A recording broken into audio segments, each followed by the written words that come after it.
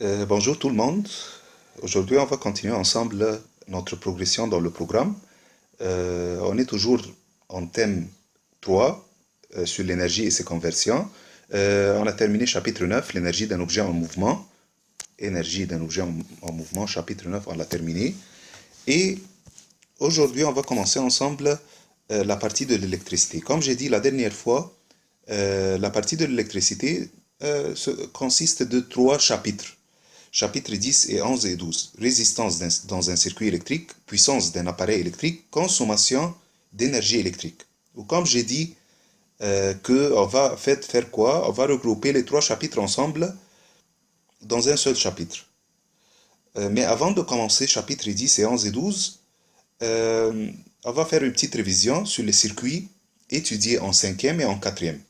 Circuits en boucle simple, en dérivation, les lois qui gouvernent en fait les théories de l'électricité. Tout ça, on va les faire ensemble dans cette vidéo. Révision des circuits électriques étudiés en 5e et 4e. Les circuits électriques. Qu'est-ce que ça veut dire un circuit électrique? Un circuit électrique, tout simplement, c'est un ensemble de composants électroniques et même électriques reliés ensemble par des fils crocodiles. En fait, ça, c'était un sujet vu en 5e. Le circuit électrique. Si on regarde bien n'importe quel circuit, on va trouver en fait que ce circuit se compose de 2 genres de composants. Le premier genre, ce sont les composants qui fournissent le courant, comme par exemple une pile, celui-là, une pile, ou bien un générateur. Même la prise secteur, c'est considéré comme quoi? Comme un composant qui fournit le courant électrique. Cette énergie électrique est consommée par qui? Par des convertisseurs. C'est-à-dire quoi un convertisseur?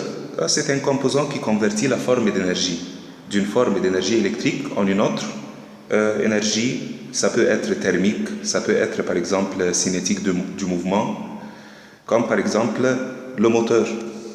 Le moteur, c'est le convertisseur qui convertit l'énergie électrique en énergie de mouvement. La lampe, c'est un autre convertisseur qui convertit quoi? L'énergie électrique stockée dans la batterie en une autre énergie thermique et lumineuse. Donc, des convertisseurs, qu'est-ce que les convertisseurs font exactement? C'est écrit là, énergie convertie en énergie thermique, lumineuse ou cinétique par les récepteurs, lampe, moteur, électrique. Très bien. En 5e aussi, on a pris en fait ce qu'on appelle les symboles normalisés des composants électriques, comme par exemple une pile. Pour symboliser une pile, qu'est-ce qu'on utilise? On utilise en fait un trait un petit peu lent, c'est la pôle positive, ou un autre qui est plus petit, c'est la pôle négative. Aussi, il y en a un interrupteur. L'interrupteur, c'est lui qui autorise quoi? Le passage du courant électrique. N'importe quel interrupteur peut avoir 2 états. Ou bien état fermé, le courant peut circuler, ou bien ouvert, le courant ne peut pas circuler. Le courant I est égal à 0. Le moteur, pour symboliser le moteur, on dessine quoi? Un cercle et on met la lettre M à l'intérieur. Une lampe, comment modéliser une lampe? Tout simplement, on trace, ou bien on dessine un cercle, ou on met une croix à l'intérieur. N'importe quel composant, parmi ces composants-là, on l'appelle dipôle. Pourquoi on l'appelle dipôle? Di, c'est-à-dire 2. Pôle, c'est-à-dire borne. Donc, ce sont quoi? Ce sont des composants à 2 bornes.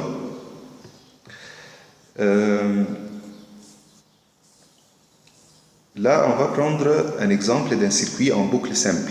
Un circuit en boucle simple.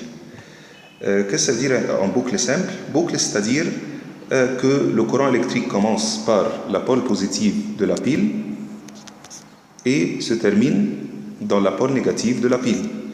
Là, j'ai un générateur, une batterie et des fils crocodiles. J'ai relié en fait le fil crocodile avec l'interrupteur.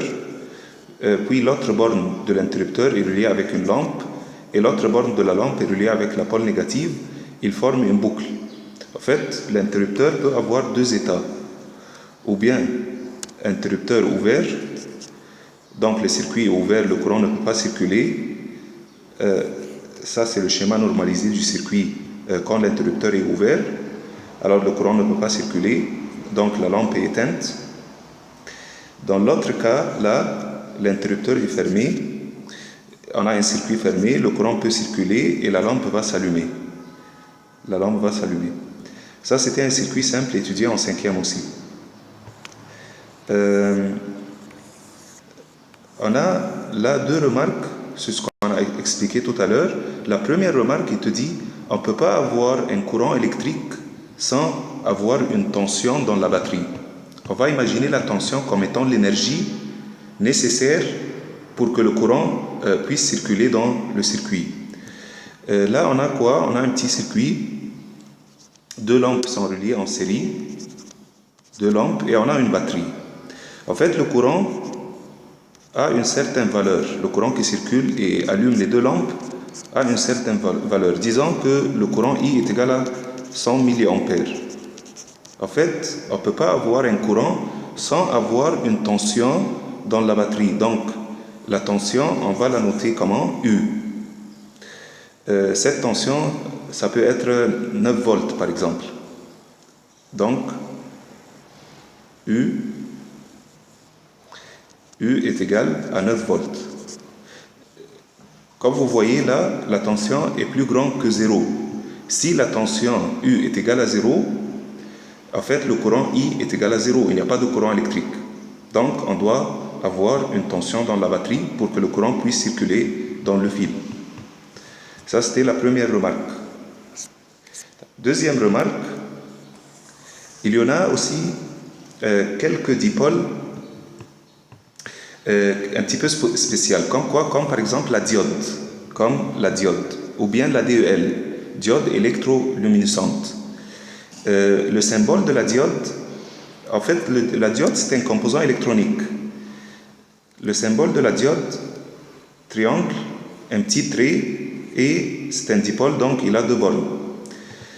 Qu'est-ce qu'on fait avec la diode? En fait, la diode peut laisser le courant circuler dans un seul sens. C'est-à-dire, la diode a en fait deux bornes. Et triangle, c'est le plus de la diode, ou ce petit trait, c'est le moins. Si le courant essaye de circuler dans ce sens-là, de plus vers moins, on dit que la diode est passante et le courant peut circuler et c'est modélisé par un circuit fermé. Très bien. Si par exemple, le courant essaye de circuler dans le sens opposé, comme ça, en fait, la diode ne peut pas autoriser le passage du courant électrique et c'est modélisé par un circuit ouvert. Ça va être comme un interrupteur ouvert. Là, fermé. Très bien. Regardez là, dans la première photo A, on parle d'une DEL. La DEL, c'est une diode. Donc, la DEL va avoir le même symbole de la diode. Mais on ajoute juste des flèches pour dire que c'est un composant qui émet de la lumière. On a là deux petites flèches pour dire juste que la diode émet de la lumière. La diode normale, qui n'émet pas de la lumière, c'est juste un triangle, un petit trait. Il n'y a pas en fait des flèches de lumière qui se trouvent en dessus du symbole. Qu'est-ce qu'on a là? À droite, on a un petit circuit. En fait, on a une batterie, fil crocodile rouge, relié avec la borne positive de la pile, et de l'autre côté est relié avec la diode, là, avec la diode. Comme vous voyez, la diode, ou bien la DEL, maintenant c'est une DEL, ce n'est pas une diode normale, la diode est lumineuse maintenant. Donc, le courant peut circuler, il est dans le bon sens. On dit que la diode est dans le bon sens. Plus, moins. Donc, la partie positive de la diode est reliée avec quoi? Avec la pôle positive de la pile. Et la pôle négative de la diode est reliée avec la pôle négative de la pile. Comme ça, la diode est passante. Le courant peut circuler et la DEL va émettre de la lumière. Là aussi, on a relié en série quoi? Une petite résistance pour protéger en fait la diode de la haute tension de la batterie. Et un interrupteur fermé, bien sûr, puisque la diode est lumineuse. Et en bas, en fait, on a deux circuits. Celui de gauche, A, c'est quand la diode est passante. En fait, une batterie, plus, moins, où le triangle de la diode plus est relié avec le plus de la batterie, le moins de la diode est relié avec, en fait, le moins de la batterie. Donc, le courant peut circuler. C'est pour cela qu'on a mis quoi? Qu'on a mis des flèches rouges pour vous montrer, en fait, que le courant peut circuler. On a mis quoi? Des flèches rouges. L'autre, en fait, schéma à droite, en fait, on a mis quoi? On a mis en fait la diode dans le sens opposé. Le plus de la diode est relié avec le moins de la batterie. Le moins de la diode est relié avec le plus de la batterie. Maintenant, la diode n'est pas passante. Le courant ne peut pas circuler en fait et il ne peut pas émettre de la lumière parce que ça c'est une DEL, ce n'est pas une diode normale. Donc la diode là représente un circuit ouvert. Très bien.